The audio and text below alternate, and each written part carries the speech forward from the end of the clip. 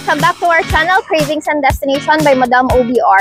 In this video, pupuntahan natin ang pinakabagong food bazaar dito sa Cavite, ang Caviteño Food Park.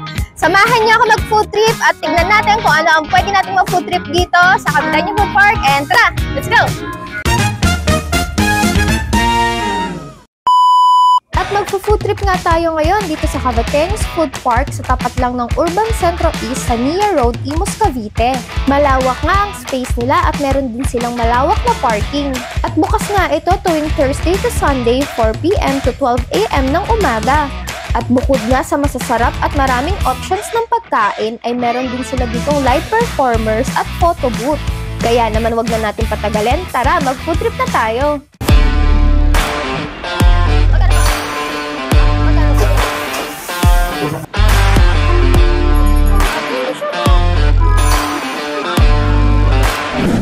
At ang first destination nga natin dito sa Caviteño Food Park ay ang Lafang. Isang food cart na nagsiserve ng chow fan na maraming variety ng ulam at ang in-order nga natin ngayon is itong 139 pesos braised beef. Tara, try na natin! So check muna natin yung food inside. So meron, ito yung kanilang chow fan, may gulay, scallions, and braised beef is yan, garlicky. Okay, so let's start! So maglalagay ako ng beef chow fan, braised beef chow fan in Lafang Food Park. Let's give it a shot. Ang lakas ng lasa ng wok ng chow fan nila. Grabe. Very walky. Ang kanin nga muna kasi naghahalo na agad yung lasa nila. Pero taste muna natin chow fan itself. Let's give it a shot. Yes! Sobrang lakas ng lasa ng wok ng chow fan nila. Masarap siya. Now, let's taste alone the beef. Braised beef from Lafang Food Court dito sa Caviteño Food Park. Try natin ulit. Let's give it a shot.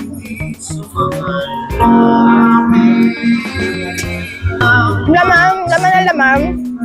Rich. Manamis-namis. Yung star anise yan go. Yan, masarap siya. Masarap. Again, this chow fan na may braised beef is only for 139 pesos. So, ito karaming serving niya. Masasabi ko is nakakabusog siya. Try nyo. And, next, syempre, hindi lang ito yung kakainin natin. First pa lang to. Samahan nyo ako sa next food stall dito sa Caviteño Food Park. Kaya, tara!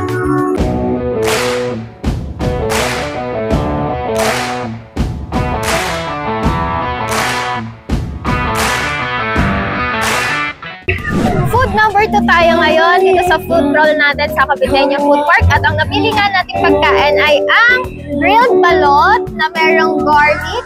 I think this is spicy pero ganito yung serving niya. Dalawa yung in-order namin. So, 35 pesos each. So, this is a 70 pesos for 2 grilled balot. So, let's try this grilled balot. Everyone, let's give it a shot. Lasa ng anghang siya dahil sa garlic, but yung lasa ng grilled andun siya. So, tikman natin what's inside. Oh, mukhang maliit lang yung sisiw niya, ha? Sarap. Sarap talaga ng balot. Bigyan natin ng suka. Ewan ko kung ginagawa niyo rin to. Pero usually talaga ganito ako kumain. Nilalagay ko siya ng suka sa loob. And, let's give it a shot. Wow! Ang asim! Pero kasalanan ko yun. Dami ko nilagay na suka, so tikman na natin.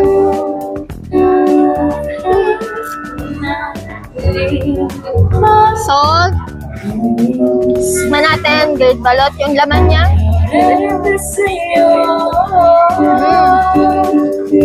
Sarap.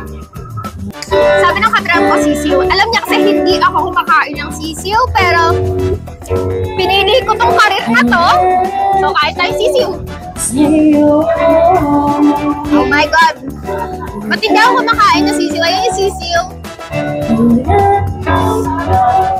Oh, sigurado tayo. Pikit mata. Dahil pinili natin yung karir na to, Everyone! Let's give it a shot. Shoutout po sa Saint Kami. Masarap yung kami na dyan, guys. Bili na po kayo. Yes. Okay. Wala akong nalasaham. Pero parang may kuko ng bata. Kasi medyo siya matigas. Pero hindi ganun katigas. Nakagat ko naman siya. Pero sa camera mga thank you. Na-experience ko din ng sisiw. Pero parang hindi ko ulitin. Pero hindi dahil sa lasa ha. Wala man talaga siyang lasa. Pero yung texture niya, ayoko. Pero that's for me. Pero sa everyone na mahilig sa balot, kung patibay ng food, cheers. Busin ko lang to.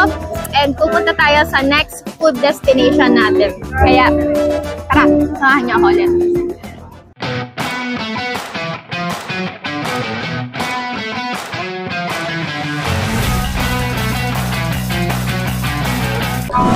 At third food trip nga tayo, pero actually hindi siya food trip. Drinks. Kumuha muna ako ng drinks kasi medyo na-overwhelm ako sa anghang ng balat kanina. Pero yeah, ang in-order natin is mango fruit shake dito sa Christina Fruit Shakes. So, for as low as 100 pesos, meron na kayong fresh fruit shake dito. So, isa pa sa mga food stall dito sa Capitania Food Park. So, tara, let's give it a shot. Okay siya. Napawi niya agad yung naramdaman kong overload sa anghang kanina, pero Christina for food trip. At meron pa tayong in-order. Para sa cameraman ko, avocado. Na-overwhelmed din siya, nagulat din siya sa mga pinagagawa niyang mini challenge sa video natin. So again, this is avocado. Let's give it a shot. Sarap! Ayan, sarap ha. Hindi tipid yung milkshake. Lasang-lasa. Usually kasi pag avocado, medyo nakukulangan ako sa lasa. Pero perfect. Ang sarap. Bet na to. Akin na lang to ha sa cameraman ko. So, after this, syempre, nakadalawang food pa lang tayo at isang beverage. So, kakain pa tayo. Kaya samahan niyo ako.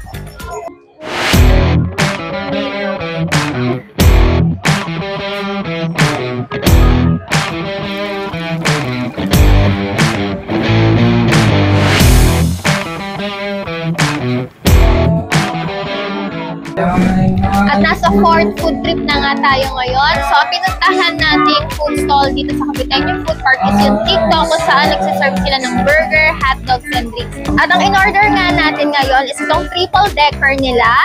See? It's 180 pesos na burger. Tatlo yung patty nito at homemade yung patty nila. And the second one is yung overload hotdog. 80 pesos. Look kung gaano ka-overload. See? So, ano pang inaantay natin? Let's just give it a shot. And unahin natin syempre itong burger. Check natin, ha? Triple decker. Quarter pounder. In a food park. Grabe. Look! How yummy this one. So everyone, you know what? Let's give this a shot. Alaki kasi. Pero let's, yeah, again, give it a shot. Impossible. Okay, take two. In-strategize pa namin kung paano siya kakagatin. So, take two. Again, everyone, let's give this a shot. Okay. Patty. Okay. Ito lang siya ng Jollibee. Promise. Yung timpla nila ng burger, lasa ng Jollibee. Sorry! Yun ang problema natin sa malalaking burger, pero ang sarap niya kasi sobrang rich yung beef niya. May pagkalasa siyang Jollibee at sulit yung sa 180 pesos ha. Yeah, okay siya. Okay yung burger niya, ang sarap ng patty. Another one. Talagang another one, hindi pwedeng isa lang.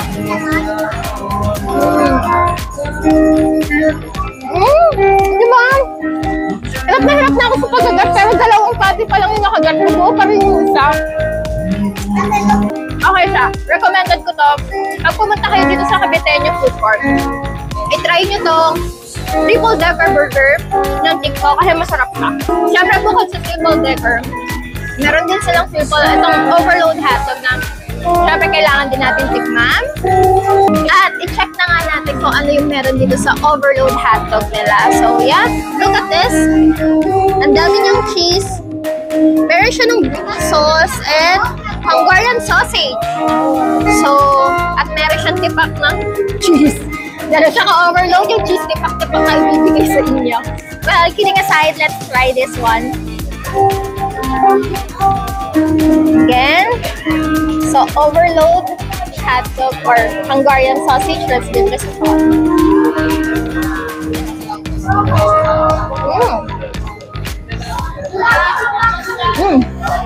Okay yung sauce niya, well blended sa cheese at masarap yung hotdog na gamit nila ha.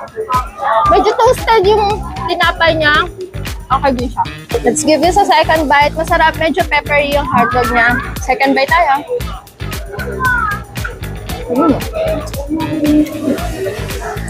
Ayan. Sa mga mahilig sa cheesy, try nyo to. It's a must try. So, uubusin lang natin itong overload sandwiches na to and magpaproceed tayo sa next destination natin. Kaya samahan nyo ako.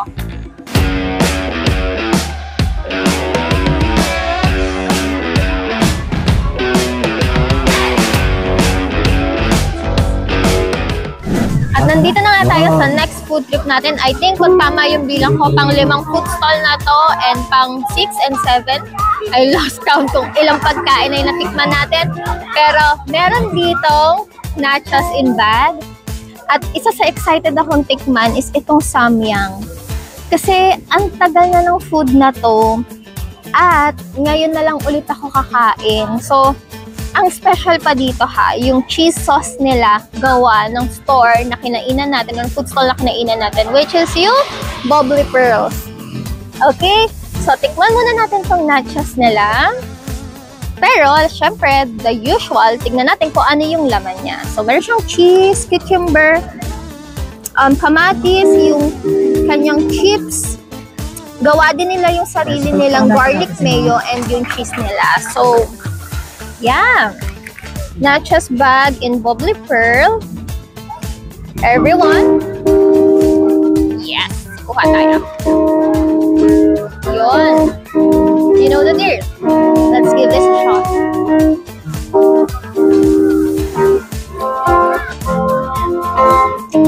Yung tomato, ang juicy lang. Kaya makalat yung lasa ng tomato. Cucumber, hindi niya naaagaw yung lasa ng food. Masarap din yung mixture ng beef nila. Garlic is okay. Easy. Very good. So, sarap nito. Habang nanonood ka ng movie, anywhere, sa gantong food park, masarap to. Perfect. At next food na nga tayo, itong samyang bujak na carbonara. Ang special dito para sa akin, kasi diba dati nag-trending si samyang. Tapos, ngayon na lang ako ulit kakain at yun nga, meron silang special sauce dito na nagbabalance ng anghang. Kaya ito, tikman natin. Go! Hindi ako fan ng anghang eh. Kaya ang in-order ko cheesy. Plus, meron nga silang cheesy sauce. So, let's see kung how this will be taste. So, samyang. Sorry ha, kanina pa kasi to naihain sa atin.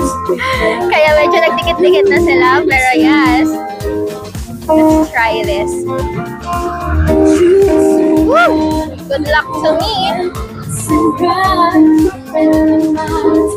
Yeah.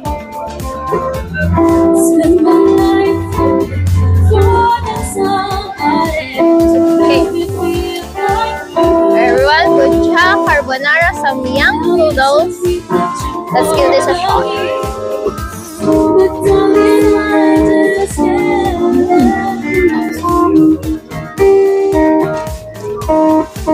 Okay. Kaya naman tayo. Makahalat natin kumain. Uy, ayun. At bigla na nga nag-samyang challenge ng video. Ano yun, spicy siya. Pero, cheesy sandals at anghang. Hindi talaga ako ng anghang, pero ayan, nakakamiss yung gato yung samyang. Ayun ang halaga sa mental. Yeah, I like this. Yung pagka-cheesy niya, yung balance niya sa anghang okay din. Pero, kung gusto niyo ng samyang sa food park ng Caviteño Food Park, meron din to. At ito na nga yung kinain natin dito sa Public World. So, lahat ng ito is only for 200 pesos. This is 150 bowl of samyang bujak noodles. And this is a 50 pesos bag of chips. So, very sulit na rin siya kasi this is unusual na nakikita niya sa mga food tripan. Samyang and bag of chips, try niyo na dito sa Caviteño Food Park and again sa food stall ng Public World.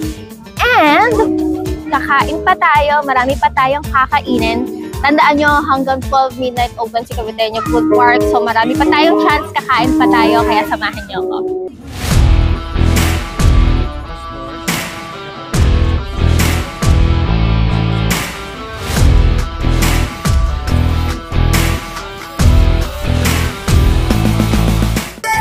At dessert section na nga tayo dito sa Caviteño Food Park.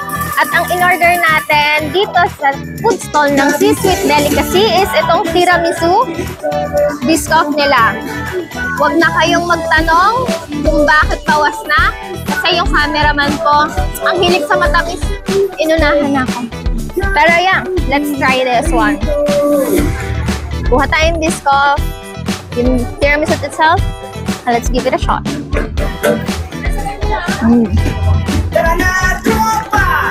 Para siyang cake. Masarap. Lasang-lasa yung biscoff. At hindi siya ganun katamis. Kung gusto niyo mag-dessert pero ayaw niyo ng sobrang tamis, perfecto. So again, this is only for 230 pesos per slice. Marami silang flavor at iba yung presyo nila depende sa flavor. Pero again, biscoff is 230 pesos per slice. Sobrang sayang nga kasi medyo late na tayo. Ang dami nilang flavor. Yung mga best seller nila is na sold out na. Recommended nga nila is yung mango nila. Pero yeah, sold out na siya. So, kung gusto niyo ng tiramisu, punta kayo ng maaga-aga para marami kayong choices kasi nakita ko napakarami talaga nilang flavors. Again, dito lang sa C-Sweet Delicacy Food Stall dito sa loob ng Caviteño Food Park. Subukan niyo na din. Pero, huwag kayong katulad sa cameraman ko na inuunahan yung mismong vlogger. Let's give it a shot. Sarap. Sarap talaga. At samahan niyo ako sa next food trip natin. Kaya, alam niya, tara!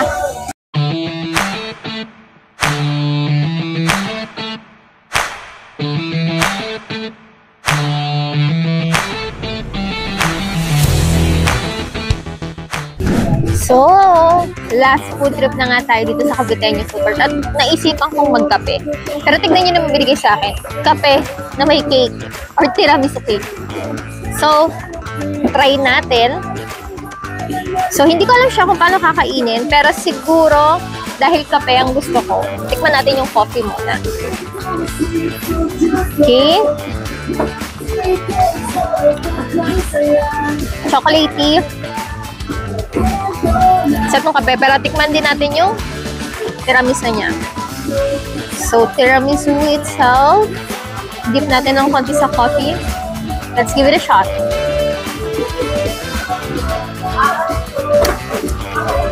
May kakaibang lasa yung tiramisu niya. Masarap. Feeling ko, pagka dinip ko siya sa coffee, ma-elevate yung tamis niya. Pero, I'm excited to taste how it tastes like pagka magkasama yung tiramisu and coffee. Pero, dahil sobrang overload niya, kita niyo, bawasan natin yung tiramisu. Another. Ayan yung laman ng tiramisu nila. Give it a shot. Coffee, dessert, all in one. Pero syempre, dahil gusto nga natin ubusin yung tiramisu para mahalo natin, pakain natin sa cameraman natin. Cameraman, just give it a shot. Bawasan pa natin ulit para ma-dip na natin yung buong tiramisu. Alam niyo yung tiramisu niya, meron siyang ibang lasa ay hindi ko ma-distinguish kung ano. Pero ang sarap. Now, the best part, pagsamahin natin yung coffee at tiramisu. Okay? So, I think okay na to. Nahalo na natin. tiramisu, egg coffee sa Zait Food Stall dito sa Caviteño Food Park. Let's give this a shot.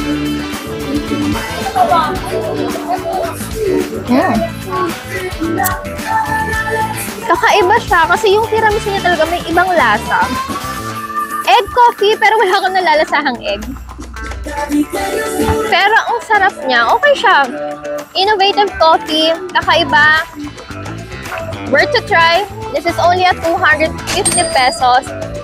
Worth it siya. Try niya na rin. And that's the end of our video. So, grabe, ang dami nating nakain dito sa Caviteño Food Park na sobrang original, kakaiba yung mga ideas ng mga food stall na kinainan natin.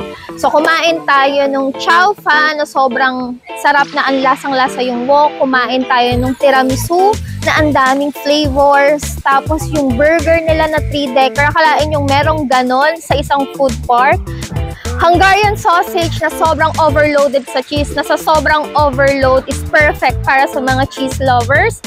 And yung Zait coffee na sobrang innovative and for vegan yung coffees nila. And isipin nyo, tiramisu cake on top of that coffee is very innovative idea for that coffee. So yeah, that's all the food that we ate here. Oh, may nakalimutan pa ako. Yung pa-mini food challenge ng ating cameraman. Nakalain nyo, pinakain niya ako ng sisiw na hindi ako kumakain. Pero grabe, ang sarap din nung balot na yon. Lasang-lasa yung grilled taste sa sabaw. At hindi ko makakalimutan tong YouTube episode natin to dahil dun sa pa-mini challenge ng cameraman natin. And yeah, so ano nga bang approved kay Madam OBR ngayong episode? So again, my favorite is the triple quarter pounder. Isipin nyo, triple siya. 180 pesos. Sobrang sulit sa isang food park na usually sa restaurant nyo lang nakikita. So that's my #1 choice and approved by Madam OBR. And that's it. This is your foodie passenger princess, Madam OBR, saying, crave, explore, and as always, let's give it a shot. So yeah, that's it. Out. Bye.